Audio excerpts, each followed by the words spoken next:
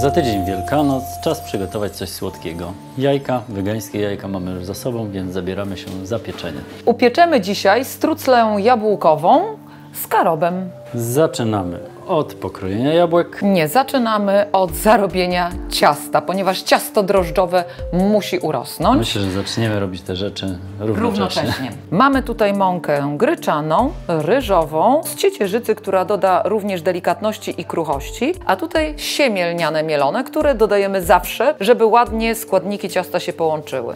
W naszej kuchni zastępuje ono jajko, jak pewnie pamiętacie. I tu jeszcze mamy brązowy cukier puder i proszek karobowy, który dodamy do ciasta, żeby ono było takie bardziej kakaowo-karmelowe. I dodajemy jeszcze suche drożdże i szczyptę soli. A zanim zamieszasz to tym, którzy jeszcze nie znają karobu z naszej kuchni, przypomnijmy, co to jest. Taki proszek, czyli zmielone strąki drzewa świętojańskiego, mączka chleba świętojańskiego. Jak na etykiecie jest napisane, doskonały substytut kakao, zamiennik czekolady dla tych, zwłaszcza dzieci, które czekolady jadać nie mogą lub nie powinny.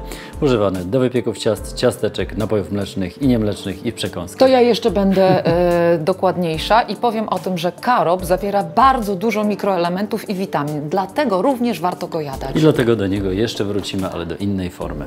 Chcemy, żeby ciasto na struclę było bardziej kruche, w związku z tym zastosujemy taki trik, który zawsze stosujemy przy ciastach kruchych. Dodajemy najpierw tłuszcz, a później łączymy składnikami płynnymi typu mleko, woda. Rozcieramy w palcach mąkę, tak żeby nie pozostało żadne ziarenko bez tłuszczu. Zmienia kolor od karobu.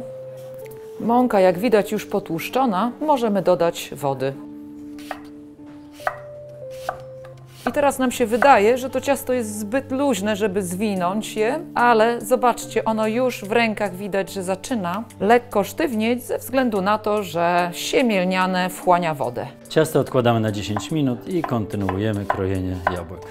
Jeśli podoba Wam się nasza bezglutenowa kuchnia wegańska I chcecie być na bieżąco z naszymi przepisami, zasubskrybujcie kanał Atelier Smaku na YouTubie. a na naszym blogu kulinarnym ateliersmaku.pl znajdziecie Dokładne przepisy, informacje o warsztatach oraz informacje o produktach naszej pracowni kulinarnej. A dla miłośników książek kulinarnych mamy najnowszą naszą pozycję. Książka Atelier Smaku 108 potraw bezglutenowej kuchni wegańskiej do kupienia w sklepie internetowym na stronie ateliersmaku.pl oczywiście. A jeżeli głód dopadnie Was na mieście, zapraszamy do naszych food trucków. Oczywiście informacje o tym, gdzie aktualnie się znajdują i o tym, co w nich można zjeść, znajdziecie na profilu Atelier Smaku na Facebooku. Ciasto wykładamy na silikonową matę, najłatwiej będzie nam to na niej zrolować. Wysmarujemy dla pewności silikonową matę resztką oleju, żeby nie przywarło. Po przełożeniu ciasta zwalnia nam się miska i trafiają do niej jabłka, które możemy w łatwy sposób wymieszać z cynamonem. O, proszę bardzo, jakie ciasto już jest plastyczne. Nic mu absolutnie nie przeszkodziło to, że jeszcze 10 minut temu było bezkształtną, lepiącą się breją. Tak właśnie działa siemię lniane. Ono bardzo pięknie związuje wodę. Rozkładamy taki prostokąt z cieńszymi brzegami. Czas układać jabłka. Kładziemy je na środkowej części ciasta i raczej zróbmy to równo, bo inaczej trudno będzie nam zwinąć ciasto. I zwijamy brzeg. I teraz dociągamy drugą stronę. I staramy się tak, żeby jabłka były zapakowane w ciasto. Jest ciasto, jest blacha, jest pergamin i mamy też świetny piekarnik, zatem możemy zabrać się za pieczenie. I jeszcze troszeczkę posmarujemy, bo ja tam nie wierzę, również pergaminą. I wykładamy. Nie wyszła nam na środku, ale myślę, że nie jest to problemem. Piekarnik nastawiamy na 180 stopni, nagrzewamy jego połowę i pieczemy ciasto przez około 40 minut. No to teraz mamy czas na wykonanie ostatniej części tego przepisu. Czyli kremu kokosowo-karobowego. Damy taką końcówkę, którą ubija się majonezy. Jest to taki lekko przekrzywiony krążek, dzięki temu masa będzie gładka i napowietrzona. Podłączamy blender i miksujemy. Jest to bardzo prosty sos, ponieważ mamy tylko dwa składniki. Mleko kokosowe gęste i melasę z karobu, czyli coś, bez czego nasza kuchnia chyba by nie istniała, ponieważ używamy jej do różnych rzeczy, i do wytrawnych dań, i do słodkich. Melasa z karobu jest nie tylko słodka, ma delikatnie karmelowy smak, więc jest również przepyszna, a oprócz tego ma mnóstwo mikroelementów i witamin. Wlewamy ją do mleka i miksujemy.